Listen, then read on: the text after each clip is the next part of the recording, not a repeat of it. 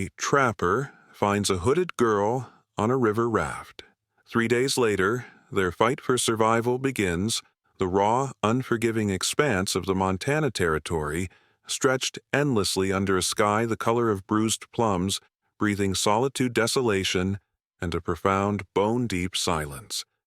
Here, among the jagged peaks and pine-choked valleys, Ezra Thorne was a ghost haunting his own existence. He moved with the quiet efficiency of a man long accustomed to the wilderness's brutal embrace, his every sinew honed by years of trapping and relentless self-reliance. But beneath the stoic facade, a gnawing emptiness echoed a wound he tended with isolation and hard labor. One frigid autumn morning, the air thick with the promise of early snow, Ezra navigated his canoe down a tributary of the Yellowstone, checking his traps. The familiar rhythm of the paddle against the current was suddenly shattered by a sight that ripped through his carefully constructed solitude like a hawk's talon. A makeshift raft listing precariously drifted towards him, and on it, a figure small and eerily still bound by ropes, a coarse burlap sack pulled tight over its head. Ezra's blood ran cold. This wasn't just a discovery. It was an intrusion, a dark premonition sent by the unforgiving currents. What unholy cargo had the river delivered to his lonesome threshold? The Montana Territory was a canvas painted with shades of unforgiving solitude. Jagged peaks scraped against a sky the color of bruised plums, while valleys, choked with ancient pines, held a profound, bone-deep silence. Ezra Thorne moved through this untamed land like a whisper, a man carved from the same hard rock as the mountains he inhabited. Years of trapping had honed his senses, hardened his hands, and etched a deep-seated self-reliance into his very soul. He was a creature of habit and isolation, content in the harsh embrace of the wilderness, a solitary figure against a backdrop of raw, indifferent beauty. Yet beneath the stoic facade, a gnawing emptiness persisted, a quiet ache he kept buried with ceaseless labor and the sheer vastness of the empty land. The wind, a constant mournful companion, sighed through the skeletal branches, carrying the scent of pine sap and the distant biting promise of snow. One frigid autumn morning, the air thick with the breath of winter, Ezra navigated his canoe down a narrow tributary of the Yellowstone. The water, a dark mirror of the leaden sky, rippled softly under the rhythmic dip of his paddle. Each stroke was a meditation, a silent communion with the wilderness. He was checking his traps, a routine as old and familiar as the river itself. But today the river held a secret, a dark delivery that would shatter the quiet rhythm of his existence. Ahead, where the current bent sharply around a tangle of fallen logs, something drifted. It was a makeshift raft, a crude assemblage of logs lashed together with frayed ropes listing precariously in the sluggish current. Ezra's first thought was annoyance. Some fool trapper's abandoned gear, no doubt.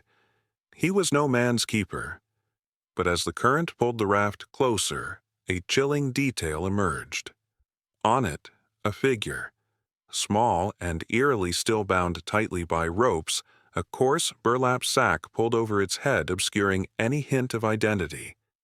Ezra's paddle froze mid-stroke, the canoe drifting almost imperceptibly, with the strange craft a silent witness to a horror he could not yet comprehend. "What in the blazes?" He rasped the words, feeling foreign on his tongue, unused to breaking the long stretches of silence. His gaze, usually sharp and calculating, narrowed. A sudden visceral urge to turn his canoe to let the river claim its grim bounty warred with a deeper, more primal instinct. He was no hero. Never had been. Yet the sheer vulnerability of the bound figure, even unseen beneath the sack, tugged at something buried deep within him. It was the helplessness of a creature cornered, the chilling echo of a silent plea. He maneuvered his canoe with deliberate strokes, pulling alongside the raft. The wood creaked under the weight of his reach. A shiver, not from the cold, ran down his spine as his calloused fingers brushed against the rough canvas of the sack. It reeked of damp earth and something else, something metallic and acrid like fear and stale blood. He knelt, his hunting knife gleaming dull in the muted light. For a moment he hesitated, his breath pluming in the frigid air. This changes everything, a voice inside him warned. This pulls you back to the world you left behind. With a decisive, almost violent motion, he cut the ropes binding the figure to the raft. The moment they slackened, the small form slumped, a dead weight against his hand. Ezra carefully lifted the burlap sack. The sight that met his eyes was a punch to the gut. A girl, young, no older than 15, her face pale and streaked with grime hair matted with river water and tangled debris. Her eyes, wide and luminous like a cornered deer's, darted wildly, filled with an unfathomable terror. They were the color of deep river stones, reflecting a silent scream. He saw the raw, chafed skin on her wrists where the ropes had dug in the gauntness of her cheeks. Her lips were cracked, a faint tremor running through her small frame. She tried to speak, a raw, guttural sound escaping her throat, but no words followed.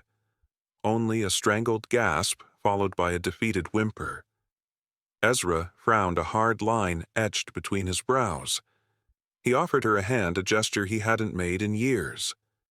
She recoiled slightly, then, with a flicker of desperate hope in her eyes, reached out. Her fingers, cold and fragile, barely brushed his. "Can you speak, girl?" His voice was gruff, but held an underlying current of gruff concern. She shook her head, a slow, painful movement, her eyes never leaving his. Mute. The realization settled heavy in the stillness. A chilling truth dawned on Ezra. This child wasn't merely abandoned. She was silenced. What unspeakable secret did she carry, and what kind of devils would leave a lost lamb like this to the mercy of the river? The familiar solitude of his wilderness now felt like a fragile shield threatened by the silent, terrified presence in his canoe. He knew with a certainty that chilled him to the bone that his quiet life was over. He was no longer just a trapper. He was a reluctant protector drawn into a fight he hadn't asked for. The river had delivered him a burden, a mystery, and a dark, dangerous purpose. Ezra's cabin was a crude, sturdy thing of hewn logs and sod roof, a fortress against the encroaching wilderness. Inside it smelled of wood smoke, tanned hides, and a lingering scent of pine pitch. It was a space built for one where silence was a comfort, not an absence. Now, with Lilliana huddled by the small crackling fire, a flicker of fragile life in the dimness, the cabin felt both too small and impossibly vast.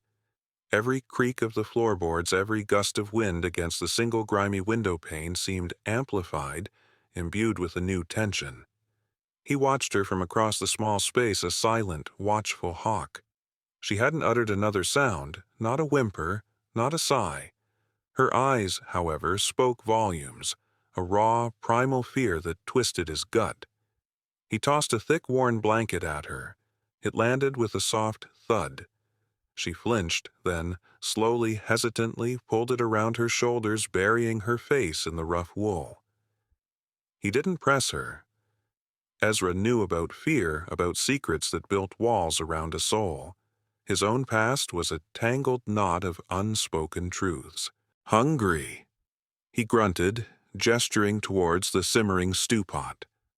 The aroma of venison and wild onions filled the cabin, a simple offering in a world suddenly complicated. She looked up, her gaze cautious, then nodded almost imperceptibly. He dished out a generous portion into a tin plate, the spoon clanking against the metal. The sound seemed deafening. He set it before her, then retreated to his own meal, giving her space. She ate slowly, deliberately, as if each mouthful was a treasure, her movements small, bird-like. Days bled into a strained, silent rhythm. Ezra returned to his trap lines, a rifle always close, his senses heightened, constantly scanning the woods, listening for sounds that didn't belong. He found himself thinking of her, a constant hum beneath the surface of his thoughts. He'd bring back small comforts, a handful of wild berries, a smooth river stone, a piece of carved wood he'd found. He never offered them directly, just left them near her sleeping pallet. Sometimes he'd catch her looking at them, a faint, almost imperceptible softening in her eyes. One afternoon, as the sun dipped below the western peaks, painting the sky in fiery hues, Ezra was cleaning his rifle. Lilliana sat by the fire, sketching with a charred piece of wood on a scrap of bark. He'd noticed her affinity for drawing, how her nimble fingers could create shapes from nothing. He glanced over. She held up the bark. It was a crude but unmistakable drawing of a horse with powerful legs and a flowing mane. Then a smaller figure beside it, a man with a distinctive, wide-brimmed hat. Her expression was urgent, her eyes pleading for him to understand. A horse and a man. Ezra murmured, his gaze flicking between the drawing and her intense face. "Was he with you?" Lilliana nodded vigorously, then drew another figure, a hand clutching a coin. She held it out, then pointed to the horse, then to the man, shaking her head. No, not his. The transaction. A purchase. Ezra's mind raced. Was she sold, or was she merely witnessing a trade? He pulled out a worn map of the territory, unfurling it on the small table. He pointed to different areas. Fort Benton, Helena, small mining camps. Where did they take you from? Her finger trembled as she hovered over the map, then traced a hesitant line eastward far beyond the familiar trails, towards a cluster of small dots representing a distant, barely charted settlement. Her eyes filled with a fresh wave of terror as she pointed to a crudely drawn symbol near the settlement, a jagged, menacing shape, a broken tooth, a jagged mountain peak, or something else, something more sinister. That night, Ezra couldn't sleep. The drawing haunted him. The terror in her eyes was too real, too profound. He sat by the fire, nursing a tin cup of strong coffee, the silence of the cabin broken only by the crackle of burning wood and Lilliana's shallow, troubled breathing from her palate. He thought of the ropes, the sack. This wasn't a random act. Someone had wanted her gone, or silenced, permanently. He rose before dawn, the first hint of pearly light touching the eastern sky. Lilliana was still asleep, a small, vulnerable bundle under the blanket. He packed his supplies more than usual. He loaded extra ammunition, carefully sharpened his hunting knife. This was no longer just about feeding himself. This was about protecting her. He had to know what she had seen. He had to understand the monster that had bound her and left her to die. The broken tooth symbol. It nagged at him. A Gang A specific landmark. As he prepared to leave for his trap lines, he noticed something. Tucked beneath her pallet, a small, intricately carved wooden bird. He hadn't seen it before. It was smooth, worn, as if cherished. He picked it up. As he turned it over in his hand, a small, barely visible marking on its belly caught his eye, a single faded initial. An L. Lilliana. It was hers. A piece of her identity she had kept hidden, a fragile link to a past she couldn't speak. The bird, so small and delicate, felt heavy in his palm, a silent promise of the tangled web he was now irrevocably caught in. He placed it back, covering it with the blanket, a silent vow passing between him and the sleeping girl. He wouldn't abandon her. Not now. Not ever. The wilderness, once Ezra's sanctuary, now felt like a vast, indifferent hunter. Its silence no longer a comfort, but a watchful, waiting presence. The crude wooden bird, Lilliana's cherished secret, felt like a burning coal in Ezra's pocket, a constant reminder of the unseen forces closing in. He hadn't known true fear in years, not the kind that prickled the back of your neck and tasted like ash. But now it was a constant companion. He glanced at Lilliana, her small frame surprisingly resilient, as she walked beside him. Her eyes, though still wary, held a flicker of something akin to trust. "We ain't staying," Ezra had stated bluntly that morning, packing their meager supplies. Lilliana had merely nodded, her face grim. She understood. The unspoken threat, the chilling implication of the burlap sack, hung heavy in the air between them. They moved with the stealth of deer through the deep pine forests, Ezra leading the way, his movements fluid and silent. Each snap of a twig, each rustle of leaves was scrutinized, analyzed. He moved with a hunter's instinct, constantly checking their back trail, searching for any sign of disturbance. A broken branch, a displaced stone, anything that spoke of another human presence where there should be none. The land was a tapestry of challenges. High mountain passes where the wind howled like a banshee, threatening to rip them from the exposed ridges. Icy rivers that bit at their legs, their currents eager to drag them under. Ezra guided them through narrow canyons where sunlight struggled to reach and across open plains where they were exposed, vulnerable targets. Lilliana, despite her ordeal and her small stature, never complained. She followed him with a quiet determination that both surprised and impressed him. Her silence was a shield, but also a constant aching question. One afternoon, seeking shelter from a sudden fierce squall, they huddled beneath a rocky overhang. The rain lashed down, blurring the world into a canvas of gray. Lilliana shivered, her teeth chattering despite the blanket Ezra had wrapped around her. He built a small smokeless fire, nursing the flames until they offered a meager warmth. As the firelight danced across her face, Ezra saw it. A sudden violent tremor. Her eyes were wide, fixed on something unseen, her breath catching in her throat.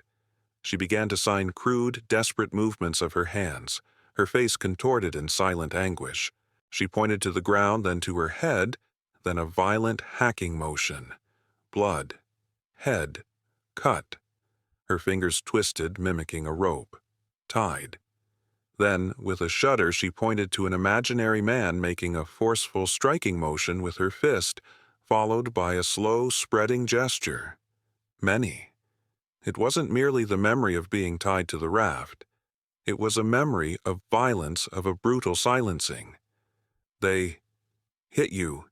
Ezra asked softly, his voice rough with an unexpected wave of protective fury.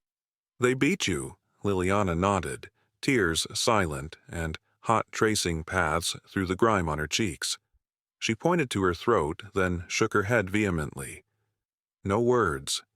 Couldn't speak. The revelation hit Ezra like a physical blow. She wasn't born mute. She had been made mute. The sheer depravity of it hardened something cold and resolute in his heart. This wasn't just about survival anymore. This was about vengeance. They pressed on their pace, quickened by the renewed urgency of discovery. Ezra pushed them harder, driven by the chilling images Lilliana had conveyed. He saw her not just as a helpless girl, but as a wounded bird with a broken song, carrying a story too terrible to utter. He started scanning for more than just tracks. He looked for human carelessness, for discarded items, for anything that might hint at their pursuers. Late one evening, as dusk bled into the deep blues of twilight, Ezra spotted it. A fresh campfire, smoking, faintly nestled in a hidden gully below them. Too big for a lone prospector. Too careless for a seasoned trapper. His gut tightened. He pulled Lilliana down, pressing a hand over her mouth instinctively, though she made no sound.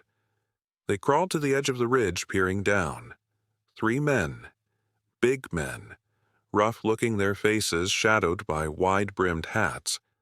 One of them was carving something on a piece of wood, whistling a tuneless off-key melody that grated on Ezra's nerves. He saw the glint of a rifle leaning against a rock. And then he saw the detail that sent ice through his veins. On the side of their packed saddlebags, burned into the leather, was a symbol. A jagged, broken tooth. The very same symbol Lilliana had drawn on the bark. They weren't just following them. They were hunting them. Ezra's hand instinctively went to the butt of his own rifle. His breath hitched. These weren't ordinary drifters. These were the men. The ones who had brutalized Lilliana. The ones who wanted her silence to be permanent. He pulled Lilliana back from the edge, his eyes burning with a cold, dangerous fire. "Those are them, ain't they?" He whispered, his voice tight with suppressed rage. Lilliana, her face pale, could only nod her body, trembling against his. But there was something else in her eyes now mixed with the fear, a glimmer of recognition and perhaps a spark of something almost defiant. The hunt had just become a desperate game of cat and mouse, and Ezra the lonely trapper suddenly found himself willing to become a wolf. The night stretched before them, a vast, dark arena. The discovery of the men with the broken-tooth brand shattered any lingering hope of a simple escape. Their presence was a cold, hard truth these devils wouldn't stop. They weren't just chasing a runaway girl, they were silencing a witness. The wilderness, once a vast, indifferent stage for Ezra's solitary life, had become a deadly chessboard, and he a pawn who had dared to move. Ezra and Lilliana became shadows moving under the cloak of night, resting only when the moon was hidden or the weather too fierce to brave. He pushed them harder, driven by a growing, unfamiliar rage. He could still see the silent agony in Lilliana's eyes when she recounted the beating, the forced muteness. It fueled him a bitter, fiery draft. He taught her how to recognize danger signs, the wrong kind of bird call, the faint scent of stale tobacco, the unnatural silence that sometimes descended before a storm or an ambush. She was a quick study, her senses sharpened by terror and a desperate will to survive. She might be silent, but she wasn't deaf nor blind. She was a keen observer, missing nothing. Their journey became a grueling dance with death. They foraged for meager meals, a few wild berries here, a scrawny rabbit caught in a snare there. The cold gnawed at their bones, the relentless wind seemed to mock their flight. Yet in the shared hardship, an unbreakable bond began to forge. Ezra found himself anticipating Lilliana's needs, offering a gloved hand over an icy stream, sharing his last piece of jerky without a second thought. And Lilliana, in turn, began to shed some of her fear. She would lean into him when the wind howled too loudly, a tiny gesture of trust that spoke volumes. Sometimes she would sketch in the dirt with a stick crude but poignant images of trees, mountains, or even fleeting moments of quiet peace between them. One crisp morning they stumbled upon an abandoned prospector's shack, half buried in snow, its timbers groaning under the weight of time. It offered a brief respite from the biting wind. Inside, dust motes danced in the slivers of weak sunlight filtering through gaps in the roof. Lilliana, exploring a rickety shelf, dislodged a small leather-bound journal. It was water-stained and brittle, its pages filled with a cramped, faded handwriting. Ezra, ever cautious, picked it up. It was a prospector's diary dating back a few years. He flipped through the pages, his eyes scanning for anything useful. Most entries were mundane weather observations, gold yields, complaints about claim jumpers. But then an entry near the back caught his eye, jarring him with its sudden shift in tone. October 17th. Heard rumors from Blackfoot Crossing. Old man Jenkins' cattle and gone. Not rustlers, they say. Something worse. Whispers of a new outfit running roughshod over honest folk. Calls themselves the Broken Tooth Boys. No lawman dares cross 'em. Word is, they ain't just after cattle. They got a nastier trade. Ezra read the words aloud, his voice low and grim. Lilliana, watching his face, intently signed rapidly, her small hands agitated. She pointed to the symbol in the diary, the jagged tooth, then to herself, then made a violent gesture of strangulation. They took. They silent. Her meaning was chillingly clear. The Broken Tooth Boys were slavers or worse, snatching people, not just livestock. Blackfoot Crossing, Ezra murmured, tracing the faded name on the map he carried. It was a dusty, forgotten outpost, rumored to be a den of outlaws and desperate men far from any established law. The furthest point Lilliana had indicated on her initial rough map. This was where the answers lay and where the danger would be thickest. The cold anger that had been simmering within Ezra now solidified into a grim resolve. He wasn't just protecting a girl. He was walking into a nest of vipers. He recalled the drawing Lilliana had made of the horse and the man and the coin. A nasty trade. The puzzle pieces were falling into place, revealing a horrific picture. They continued their journey, the journal their grim compass. The landscape began to change, the dense forests giving way to more open, rolling hills, scarred by old mining claims and abandoned homesteads. Signs of human presence became more frequent. Discarded cans, faint wagon tracks, the skeletal remains of a long-dead campfire. Ezra became even more vigilant, his senses stretched to their limit. One evening, as they camped by a frozen creek bed, a faint sound reached Ezra's ears. The unmistakable jingle of spurs, distant but clear. He silenced Lilliana with a hand, his eyes scanning the surrounding darkness. Moments later, the low murmur of voices carried on the crisp night air. It was them, closer than ever before. "They're on us," Ezra whispered, his voice barely a breath.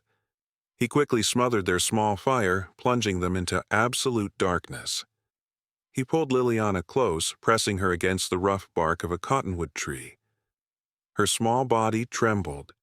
He could feel her heart hammering against her ribs, a frantic bird in a cage. He cocked his rifle, the soft click deafening in the sudden silence. The voices grew louder, accompanied by the muffled thud of hooves on frozen ground. 2 horsemen. Ezra knew this part of the canyon, a narrow pass ahead, a perfect place for an ambush. A desperate, wild idea sparked in his mind. He wasn't a lawman. He was a trapper. He knew how to set a snare. "Listen to me," he whispered to Lilliana, though he knew she couldn't hear. "When they pass, we move, fast, no sound." He gripped her arm, a silent promise in his touch. He was done running. The time for hiding was over. The chill wind carried the scent of their pursuers, stale whiskey, horse sweat, and the metallic tang of something sinister. Ezra's knuckles were white as he gripped his rifle, his gaze fixed on the faint outline of the pass. He would turn the hunter into the hunted. The weight of Lilliana's silent trust, the knowledge of her brutal past, fueled his resolve. Justice, even a twisted Wild West kind of justice, suddenly became his only aim. He would make them pay for every single silent tear she had shed. The moon, a thin sliver of bone in the ink-black sky, offered little light as Ezra and Lilliana approached Blackfoot Crossing. The town was less a settlement and more a blight on the landscape. A cluster of ramshackle shacks, a few crudely built saloons, and a general store that looked like it had weathered 100 sandstorms. The air hung thick with the stench of stale, whiskey, unwashed bodies, and a pervasive undercurrent of desperation. It was a place where laws bent and men broke. Ezra's senses were on high alert. Every shadow seemed to harbor a threat, every flicker of lamplight from a saloon window seemed to watch them. He pulled Lilliana's worn cloak tighter around her, urging her to keep her head down. "Stick close, little one," he murmured, his voice a low rumble. "This ain't no place for the faint of heart." They found refuge in the stables behind the general store, a dilapidated structure that reeked of hay and horse manure. The owner, a grizzled old man with one eye and a perpetual squint, barely grunted a greeting, accepting Ezra's coin with a practiced, indifferent hand. Ezra tied their horse in a secluded stall, then turned to Lilliana. "We need a name," he signed, then slowly articulated the words, pointing to his chest. "Ezra." "You," Lilliana hesitated, then, with trembling fingers, traced letters in the dust on the stable floor, Lilliana. Her first clear communication, a small victory in a world of overwhelming odds. Ezra felt a surge of something warm, an unfamiliar feeling in his chest. "Lilliana," he repeated softly, testing the name. It suited her. Fragile, yet resilient like a wildflower blooming in the wilderness. He left her with strict instructions to stay hidden, then slipped into the town. The main street was a muddy, rutted track flanked by buildings that leaned precariously against each other. Laughter, coarse and loud, spilled from the saloon doors, mingling with the tinny plonk of a broken piano. Ezra kept to the shadows, his eyes scanning every face, every movement. He was looking for a sign, a whisper, anything that connected to the Broken Tooth Boys. He found it in the saloon, a den of smoke and grime. Two men, burly and loud with the same crude, jagged tooth branded onto their buckskin jackets. They were gambling, their voices raised in drunken boasts. Ezra ordered a whiskey, nursing it slowly at a far table, listening.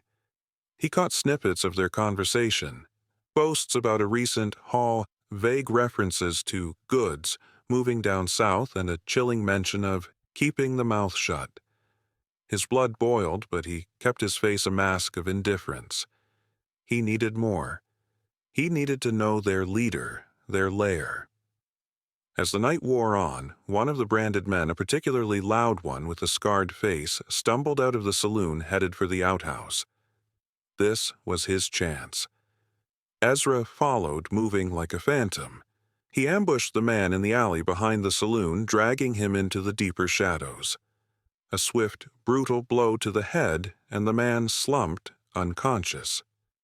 Ezra rummaged through his pockets, his fingers nimble and quick. He found a worn leather map, crudely drawn but clear, marking a hidden canyon several miles east of Blackfoot Crossing. The Serpent's Coil, it was labeled, and another a small silver locket. He opened it. Inside, a faded tintype photo of a woman, and behind it, tucked neatly, a folded paper. It was a promissory note, signed by a Silas Vance, the leader of the Broken Tooth Gang, confirming the sale of one female nameless property of Vance. Ezra's vision swam with cold fury. This wasn't just a kidnapping. This was human trafficking. Lilliana wasn't just a witness. She was a chattel bought and sold like cattle. The realization was a gut punch. The depth of their depravity was beyond what he had imagined. He returned to the stables, his face grim. Lilliana looked up, her eyes questioning. He held out the locket, then unfolded the promissory note, pointing to the word female and sold. He then pointed to her, then made a sign for a person being held by chains. Lilliana's breath hitched. Her eyes widened, not just with fear, but with a dawning horror. She reached out her fingers, trembling as she touched the faded note, then the locket. Her gaze drifted from the paper to Ezra, then to the wooden bird in her pocket. A desperate, silent plea. She knew this. This was her truth. Silas Vance. Ezra whispered, his voice laced with venom. He's the man. He showed her the crude map, pointing to the Serpent's Coil. This is where they are. This is where we go. Lilliana's head snapped up. Her eyes, usually so filled with quiet fear, now held a fierce, unsettling glint. She nodded, her chin set with a resolve that surprised Ezra. She wasn't just a victim anymore. She was a survivor, ready to face her demons. The fight for justice, Ezra realized, was no longer just his. It was hers, too. And together, in this God-forsaken corner of the West, they would seek it, no matter the cost. The air grew colder, the night more ominous, as they prepared to confront the very heart of the darkness. The canyon echoed with the fading sounds of battle.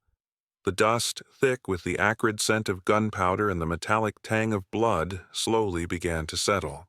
Silas Vance, a broken husk of a man, lay still amidst the rocks, his reign of terror extinguished. Ezra stood over him, rifle still warm in his hands, his chest heaving. The grim satisfaction was fleeting, overshadowed by the raw exhaustion that seeped into his bones. He was not a man of violence, but for Lilliana, he had become one. He turned his gaze, sweeping the canyon. Lilliana was a small, still figure huddled against a rock face, her eyes wide, staring at the scene of the carnage. The terror was still there, but something else too, a nascent flicker of relief, a fragile dawning of understanding. The nightmare was over. Ezra walked to her, his boots crunching on the loose gravel. He knelt, his knees protesting. "It's done, Lilliana," he said, his voice rough with fatigue. He reached out slowly and took her hand. Her fingers were still cold, but she didn't flinch. Instead, she gripped his hand, a surprisingly firm pressure. He felt the faint tremor in her body gradually subside. Days turned into weeks. Blackfoot Crossing, stripped of its cruel master, began to stir slowly, hesitantly, like a wounded animal. The terror of the broken-tooth boys had held it captive, and now, with Silas Vance gone, a fragile breath of something akin to freedom seeped into the air. Ezra, weary but resolute, stayed. He couldn't simply disappear back into the wilderness. He had perhaps unwittingly brought a sliver of justice to this forgotten corner of the world, and Lilliana needed him. They found a small abandoned cabin on the outskirts of town, cleaner than most, with a small patch of overgrown garden. Ezra set about mending the roof, clearing the debris, making it a home. For the first time in years, he wasn't just surviving. He was building. And Lilliana, no longer a captive, began to blossom. Her silence remained a deeply etched scar on her soul, but her communication flourished. She drew constantly, filling every scrap of paper and smooth stone with intricate depictions of animals, landscapes, and eventually people. She even drew Ezra, a stoic figure with kind eyes, always standing beside a smaller, quieter girl. She learned to communicate with gestures, a complex language of hands and expressions that Ezra quickly learned to understand. He taught her to fish, to identify edible plants, to read the signs of the changing seasons. He taught her the wilderness, a new kind of freedom. One evening, as the first stars pricked the vast canvas of the night sky, Lilliana sat by the crackling fire, a small worn piece of wood in her hand.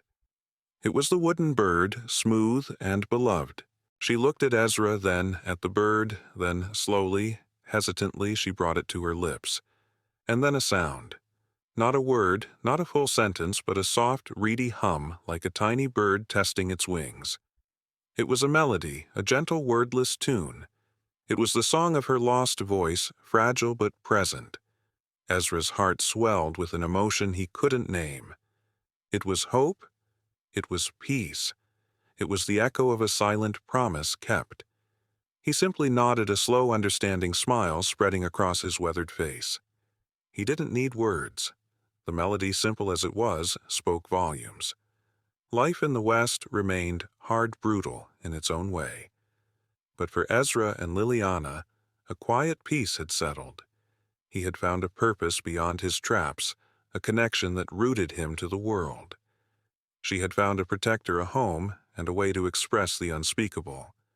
They were two broken pieces mended together by the harsh winds of fate and the quiet strength of unspoken love. As the seasons turned, the remote cabin became a beacon, a testament to the resilience of the human spirit and the profound, transformative power of compassion. The river had delivered a burden, but it had also delivered a destiny, weaving two solitary souls into a new, unexpected tapestry of life under the sprawling, indifferent sky of the Wild West.